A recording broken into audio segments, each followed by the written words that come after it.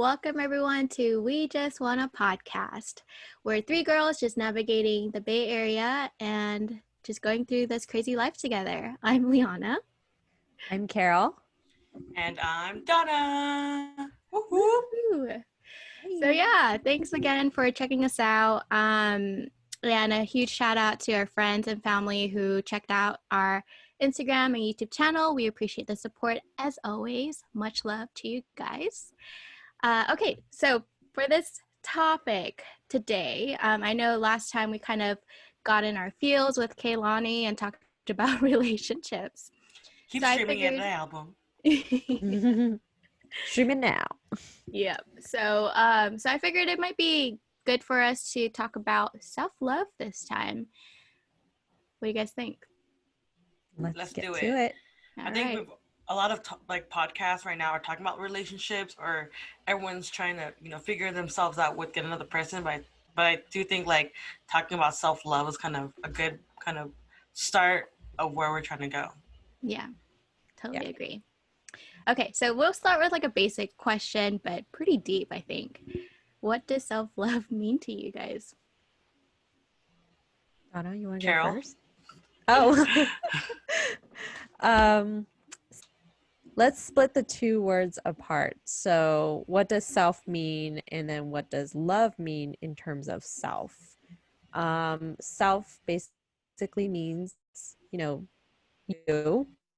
What does love mean in terms of self-love, or what does self means in terms of love is, putting yourself first and doing things that would make you happy, and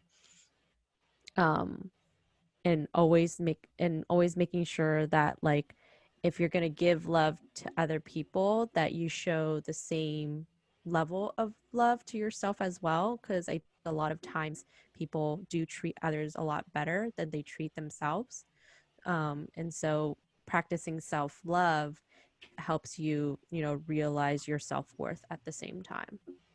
Back to you, Donna. I mean, for me, I feel like self-love is appreciating what you got for yourself. It's whether it's making the correct decision for you. That can be improving yourself or appreciating what you already have. That can go into effects of physical, mental, personal. If you're happy, then that's self-love. It's making yourself happy. It's being respectful to who you are and being grateful of what you have and what you want for yourself. I totally agree. So it's what makes you happy, and just to kind of respect your boundaries. And for me, I'm still kind of in that stage where I'm defining my core values and core characteristics, but also and I think with love, I think it just means it's a verb, it's a course of action. And every day I'm always choosing to be proactive and always better myself. I think that's how I take care of myself before I'm even able to give 100% to anyone else. So yeah. Quick question. Do you guys think it's better to love someone or to be loved for yourself? I'm more of the loving people, and that's just because I don't really seek anything in return when I do things for people. So I would rather love you more than you loving me back, because I don't do things for you to do things for me back. It's kind of this is just my personality of I want to do things for people because I care about them and I do love them, and if they don't love me back, kind of bites me in the ass when I show feelings for someone and they don't return the feelings, then that's on me. But I wouldn't say I regret it, because at least I put myself out there to show that love, and if they do love me back, that's great. But if they don't, then I just move on and I don't waste my time on that person. I mean, so the reason why I asked is because there's this Filipino song by Casey Tanding, I think that's her name, and it's called Mahal Ako, or Mahal Ko or Mahal Ako. So it's my love or the one who loves me. So Liana, what's your take on it? Ooh, I want to hear that song. It's hella good. Ooh, okay. I mean, yeah, I agree with Carol. I think in terms of like growth, like I just always learn so much when I care about somebody else. Um, but I do remember like it's so scary to be vulnerable when you're loving someone because you're I like, think that's the whole point of love is like being vulnerable enough because you really can open yourself up to that person. yeah. So in terms of for myself, like I think I learned so much more than if I was just, you know, receiving love and just taking and taking and taking. I think that I what makes me happy is when I'm able to provide someone and give to someone. So yeah, that's my answer to your question, Donna. I want to hear yours. Yeah. I mean, I kind of like see it in both ways where if someone loves me, then we are giving it 110% to itself. Because then the only question is like, yes, they love me, but do I love them?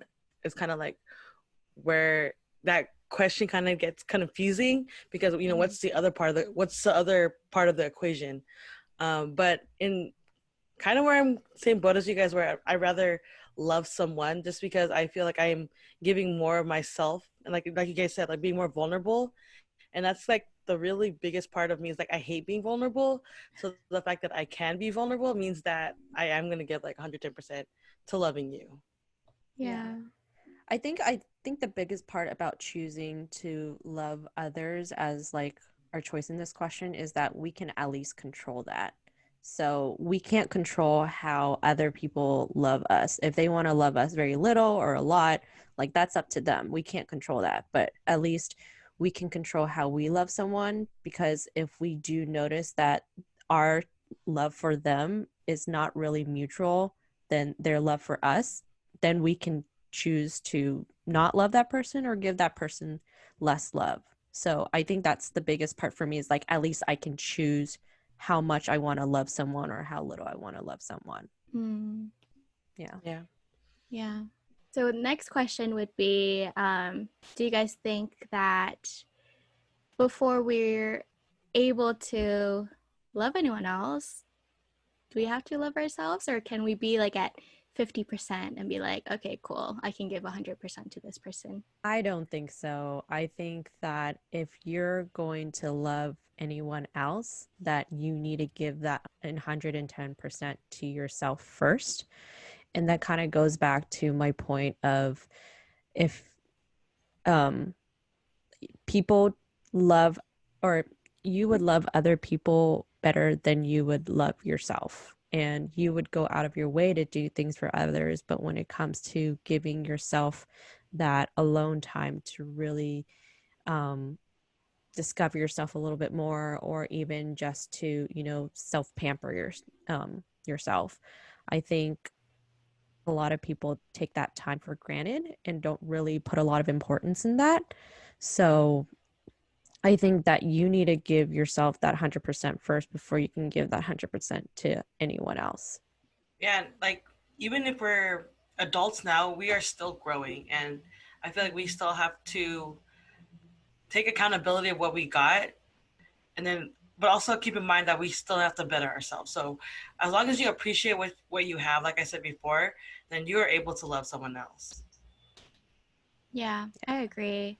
Because I realized like before when I was together with someone, it's like I was always kind of putting 110% into this person and investing so much. And I think I realized that like that's putting a lot of pressure on the other person too. Mm-hmm. When you're kind of like you don't have something for yourself. And that's where like codependency kind of come in when you don't have a foundation Mm-hmm. for you. So and I gotta admit, like it kind of is like hard work for you to kind of sit down with yourself sometimes as well. And be Yeah. like, I don't think it's those like corny like one liner where you stare in a mirror, you're like, I love you today. Mm-hmm. You know, it it takes time.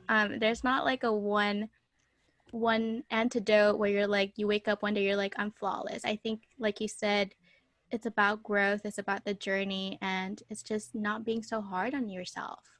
Um, so that's what I realized as well. And it can mean so much different things to different people. So I guess like I'll share one type of activity that I do is like I read as much as I can to grow my mindset. And once I take care of that, or like I go for a walk after a stressful day, you come home to yourself. You're just like, I have all these like external stresses, but at the end of the day, it's how I respond to it. Um, yeah. What about you guys? I think Sorry. the biggest part about self-love is also just self-discovery. So it's not just like doing things that you know you love, but like trying new things that you've always been interested in, but you've never really took the time, or you felt like that time deserved other people's time, or not in that sense, but like you felt like whatever you were spending your time on for others is more deserving for others than it is for yourself. And so when you really take the time to do self-love and self-discovery, you're trying things that you don't know if it's going to make you happy. And a specific example that I think of for myself is baking. Like, now you guys know I love baking, but like back then I didn't really take the time to do baking, even though I was always interested in it, because that time was dedicated to, you know, other people. And so when I did start taking baking and really just setting my goal, a goal for myself for it, that's when like I kind of tried it with like one recipe, and then I was like, oh, maybe that's like fun. And then I would try something else. And then I start getting the hang of the activity of baking, but also trying new things with it and baking new things, for example. So now, and I've set my goal of like trying a new recipe once a month. So then one recipe I'll try, and then every time I try a recipe for the first time, it always ends up bad. And then so that way I can kind of figure out like, what did I do wrong, so I can improve the next time I would make this specific recipe. So like banana bread, I made 4 different recipes of banana bread, even though it would always come out like the same thing. But like trying different ways to make the same thing is kind of helping you discover what you can do to improve yourself, like outside of baking. So I really enjoyed that. And then even taking the leap of faith of trying kickboxing. I've always been interested in kickboxing for years. And when I really felt like I should take that leap of faith, I went for it. And then I've never regretted it.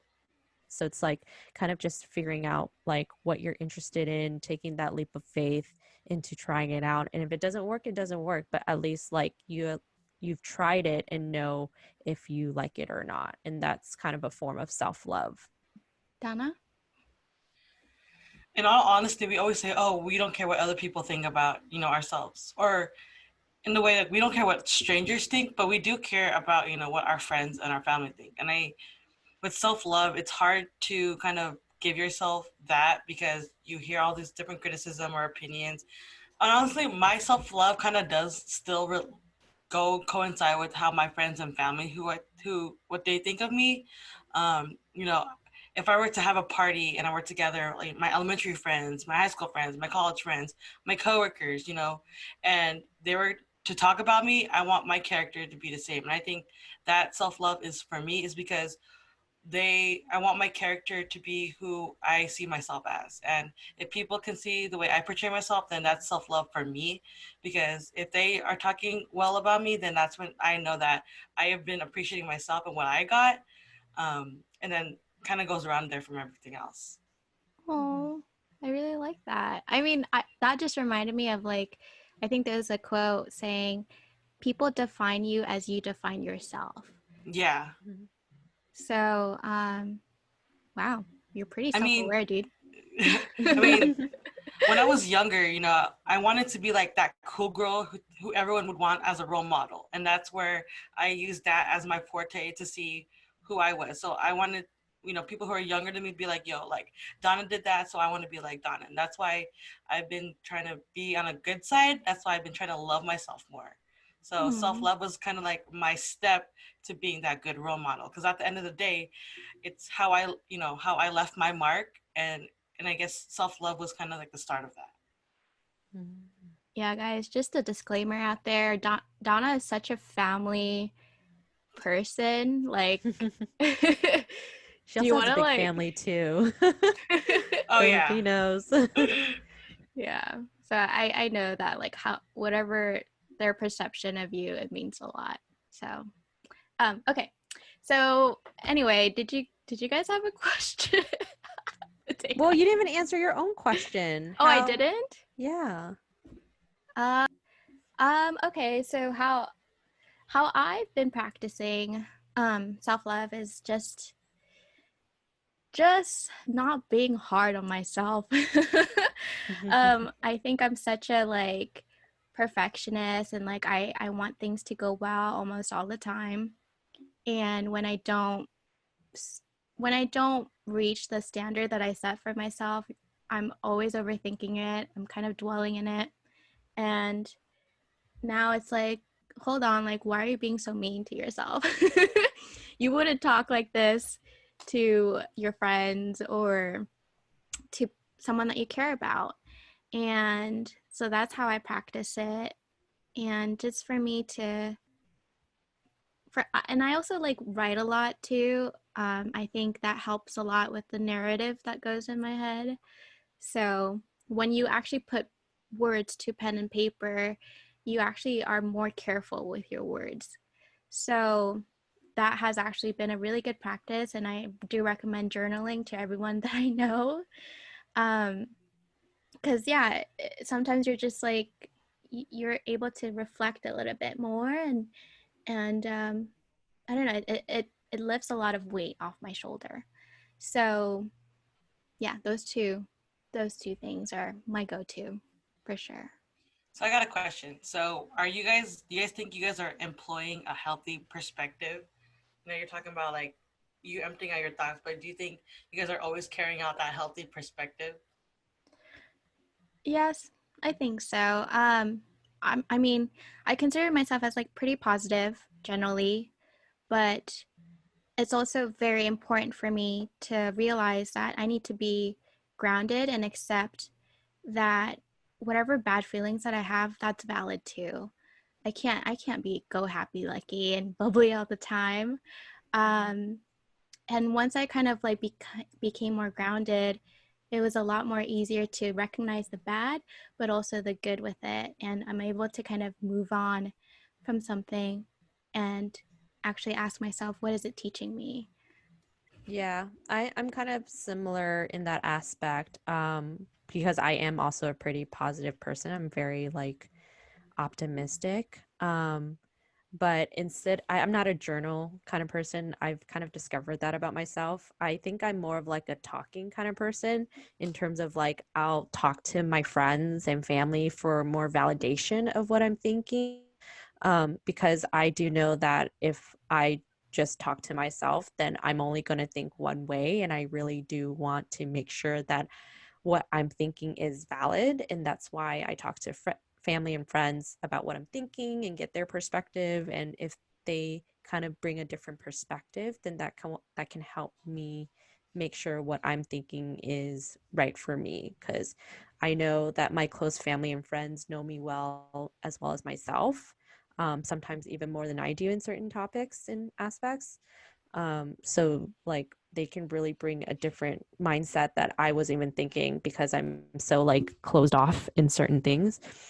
So just making sure that what I'm thinking is valid for other people as well kind of helps me keep that healthy mindset for myself. Fortunately, I don't go through those bad mindsets for myself because I just don't think in that way a lot. But when I do, or I feel low, I do like to talk to people about it just to make sure, just to even give myself that cheerfulness that I need if I'm like thinking low of myself. What I about mean, you, Donna? honestly, I am a happy-go-lucky girl since I remember. Like I don't act well in bad situations, and what I kind of do is I think, or I try to think things into existence. So let's just say like I'm driving, going to park my car, in my mind, I'm gonna find a really great parking spot, and I will look out for that parking spot. So I will legit go around a parking lot until I find, that spot that I was thinking about. And that's me going into that perspective of think positively, because it'll come. Once you speak something into existence, that's what you got. And I think I kind of use that perspective in everything in life. I can't go to bed with the thought that I could have done something, or I can do something. Like, for instance, I got a tattoo not too long ago, and I just, for the past whole year, I think I kept thinking about it, and I kept, putting myself into situations or perspectives of, what if I got a tattoo, what would it be? And then when I finally got my tattoo, I was you know content of who I was now. And then I can finally sleep, with peace, because I kind of think of, like, I think about it over and over again, which is healthy and not healthy, but it's kind of like, if you speak things into existence, then it'll kind of work out for me. Yeah. Would you say you're a patient person? Whew! Patience is a virtue I am still learning. Like, both both platonically and romantically, patience is I think I do have patience to a certain extent, yes. With myself, I don't think I have patience for myself, because whether it's shopping, whether it's, looking for a new pace of my career, I want everything to happen so quickly. With people, I'm a little bit more understanding, because I can't put myself into their shoes, and I have to wait for their own pace, and I'm totally respectful of that. But when it comes to me, I have no patience for myself. Like, when I wanted to paint my room, I painted it like the next day. When I got a tattoo, I waited a little bit, but I couldn't stop thinking about it until I finally got it. When I colored my hair, everything like that, like when I wanted a new job, I kept on applying because I couldn't stop thinking about it until I got it. So I have no patience for myself. But I don't know if that's even self-love, but I'm only pushing It's myself not. hard. Yeah, Yeah. but I'm pushing myself hard because I love myself too much to stay stagnant, or stay in that Yeah. bottom level, or be basic. Yeah, so I guess it kind of is, in a way, self-love, because you're like, you deserve this now, so why not go get Hell yeah. it? I'm kind Yeah. of similar in that way. Like, I can be patient with other people when it comes to myself and what I want. Like, if I know I want it, then I want it as soon as possible, and I will work for it until I get it. So I'm kind of similar in that way. Oh my God. It just reminded me of my bad habit though. Like going to Marshall's and I'm like, I shouldn't get this. But then I get it because you're like justifying it, like, you deserve it, self-love. But you're like, bro. Well, I think of cannot it wait as till an Marshall's to open. investment. I know. Yeah. That's all I want. I think if you can reward yourselves like every once in a while with a good investment or something that you will love and use, then like that's a form of self-love, and that's, you go get it, girl. Stop it. I will. I've been. Yeah, guys, I don't know. I think it's always evolving with this self-love topic. It's just so much like discussion around it, like a lot of noise on social media for it. So I just wanted to kind of gather your thoughts. Like, do you guys think that there's like a one-off like medicine for all where you're like, that's self-love? Because I personally don't think so. I don't think so either. I think self-love can come into any form of like whole discovery part, or even just pampering yourself for a day, or giving yourself that skincare routine that you've always wanted to do, or that you've been doing, but today it just seems like more accomplishing feeling. So I think it just depends on what you like to do and what makes you happy, but it could be any form of happiness or self-love. Mm-hmm. Yeah, we can't follow like each other's, list of how we look, how we can love each other. Even like our way of thinking is all different between the three of us. Like, imagine the whole world. If we were to think the same way, wouldn't we be living in a peaceful world right now? So like, I feel like we just have to take things at our own pace. And that's like the most important part, is even if you're like, it takes you a long time to love yourself, at least you're loving some part of yourself. And that's something you should be proud of.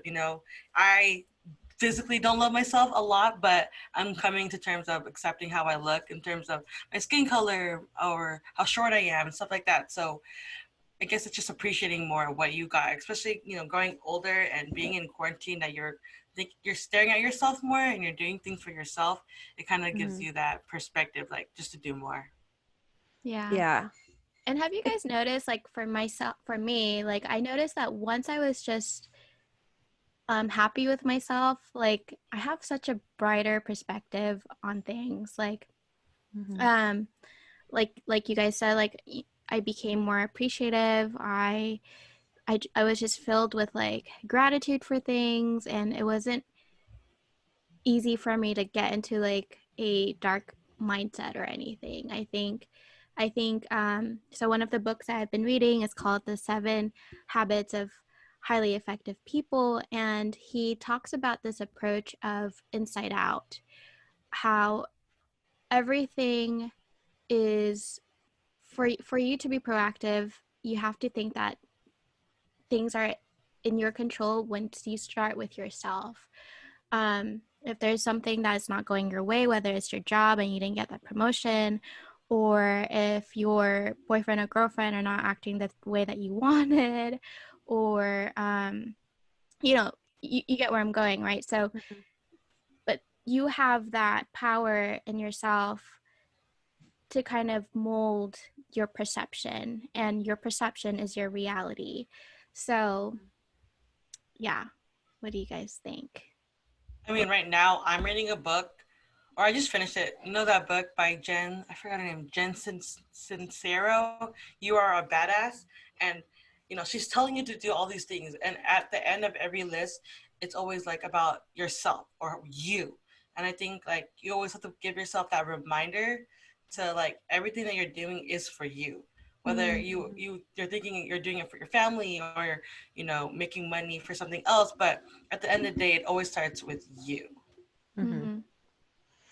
And I think it comes down to the patience questions that I asked earlier. Like with self-love, there's no process and there's no timeline for it. It's like it's a constant reminder to yourself that you are important to you, and you should always constantly remind yourself that and put that mindset in your head that you are really important. It may to be someone else or to yourself, but always giving your constant reminder that you're important is very key here, and not to rush the process either. Because sometimes self-love could take a couple months, it could take a couple years, it could be all your life. Regardless of if you have a significant other in your life, at least you'll always have a constant reason to love yourself, or constant thing that you can do to love yourself. Yeah. Whether that's like hobbies, like planting, gardening, cooking, reading, writing, that's all you, baby. So take care of yourself. Yeah. And I just want to say, like, in no way are we perfect, but I mean, Yeah. at the end of the day, we kind of accepted our circumstances to where we are, and that's why it's like we don't mind, Mm-hmm. um, you know, doing all the stupid hobbies that people think we're doing, but because it gives us joy, and that's what we're like. Even with this podcast, you know, a lot of people not might be viewing it, but those who are listening, and then the fact that we are continuing means that we love ourselves to see us trying to make this work. Yeah. Yeah, exactly. Because we love each other. Facts. Oh gosh. Yeah. That was a deep topic today, huh, guys? Conversation. Yeah, it's a topic that I always come back to in my mind. Just because I'm still learning on what self-love really means. I'm trying different things to act on self-love, but even then, like, there's so many things I still want to try. And even then, like I have this like persona where I don't care, you know, what I think or other people think about myself. But that is like you said, like a constant thought in my head, like how am I loving myself more? What of the with the things I'm doing? Yeah. No, I'm with you guys. Like I feel like as much as I want to say like I'm independent, I don't care what anyone thinks. Like I really do too.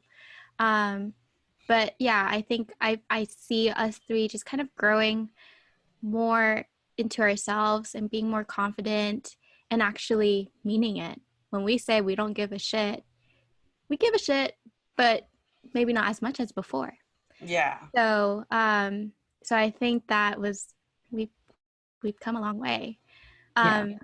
Yeah. So anyway, should we go into a fun fact for today's episode? Who got it? Who got it? I think that's you, Donna, right? Okay. What about Liana? Was it Liana? Yeah. Oh, Liana. What is God. our fun fact for today?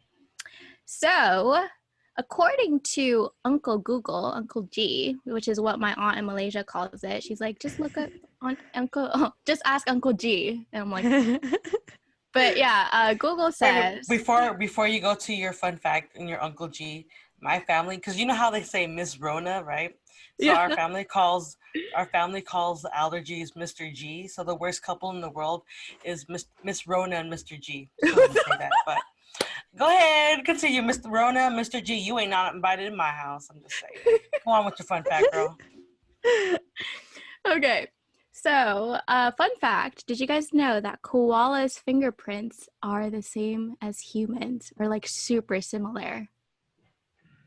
So, Have you ever seen like a koala paw though?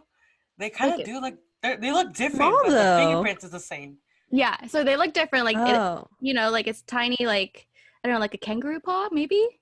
Smaller than our hands for sure. I have pretty small hands, and I feel like it's smaller than this. Yeah, smaller than our hands for sure. But like the ridges and the swirlies, that's similar as the koala. So like if people are saying that like if you're a forensic detective or something and a koala is in the crime scene, like that's their worst nightmare because they can't distinguish between a koala fingerprint and a human fingerprint.